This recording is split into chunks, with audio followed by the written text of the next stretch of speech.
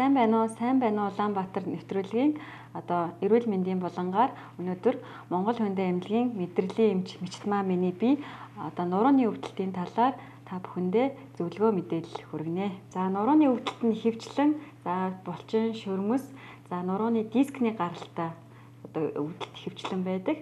За нурууны өвдөлтийн гол үүсгэх нөхцлүүд нь гэх юм бол удаан хугацаанд байнгын суугаа ажилтай хүмүүс, чичиргээтэй, долгионтой тийм чичирхийлсэн ажил хийдэг хүмүүс, байнгын хүнд юм өргөдөг хүмүүс, мөн нурууны гэмтэл, бэртэл авсан хүмүүс нурууны өвдөлтөнд хөвчлэн ингэж өртдөг. За нурууны өвчний гол шалтгаан нь бол булчингийн чангарал байна. Үений өрөвсөлт өвчин байна. За мөн гэмтлийн гаралтай нурууны өвдөлт хөвчлэн эслэж байна. За нурууны өвдөлтөөс хэрхэн урьдчилан сэргийлэх вэ? За хэрхэн урьдчилан сэргийлэх вэ гэхээр байнгын суугаа ажилтай хүмүүс, ихэвчлэн офисын ажилтай хүмүүс нэг байрлалд удаан суугаад заавал 20-30 минут болоод заавал босож дасгал хийх юм уу? Эсвэл нуруугаа амраах хэрэгтэй.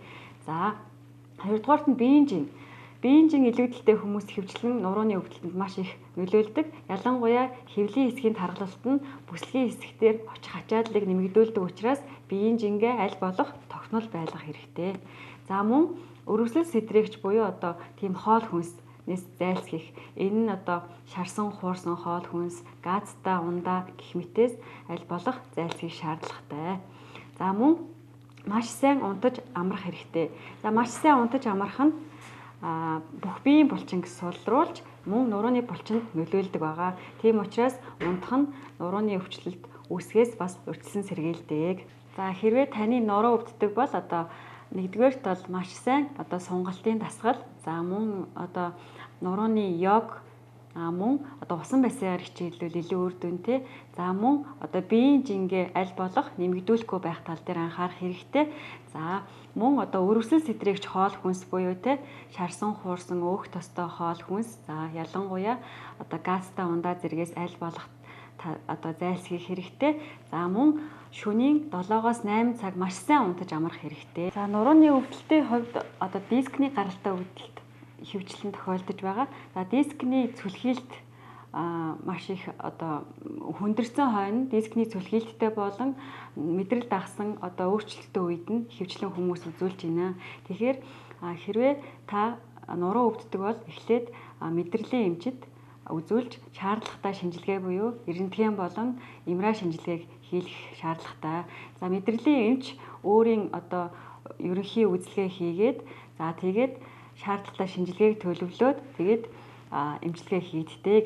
За ялангуяа дискний өвчлөлтөө хүмүүс яах вэ гэд ирдэг. За дискний өвчлөлтөө хүмүүсийн хувьд ихэвчлэн нуруу чилж өвдөн, гуй руу дагаж өвдөн, мөн гуй болон шилб хөл рүү дагаж бадарч чинэрч өвднө гэсэн зовиртой ихэвчлэн ирдэг.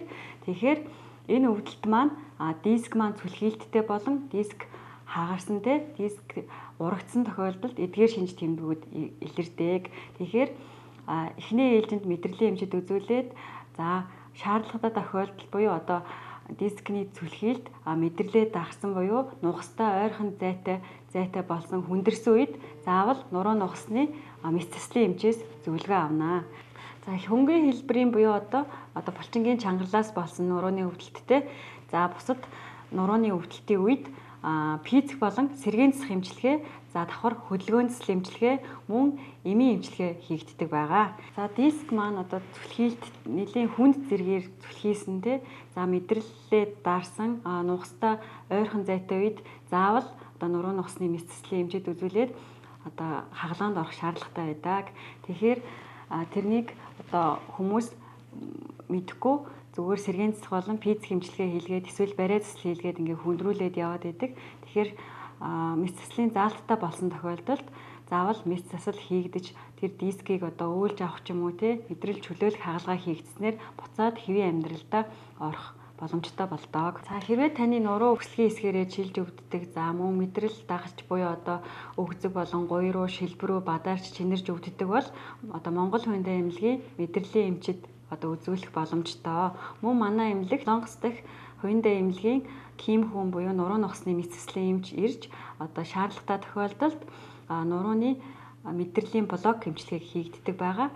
Хэрвээ танд өвдөлт намдахгүй, зовиортой удаан хугацаанд явж байгаа бол нуруу нухсны мэдсэслийн эмчээс зөвлөгөө авах боломжтой.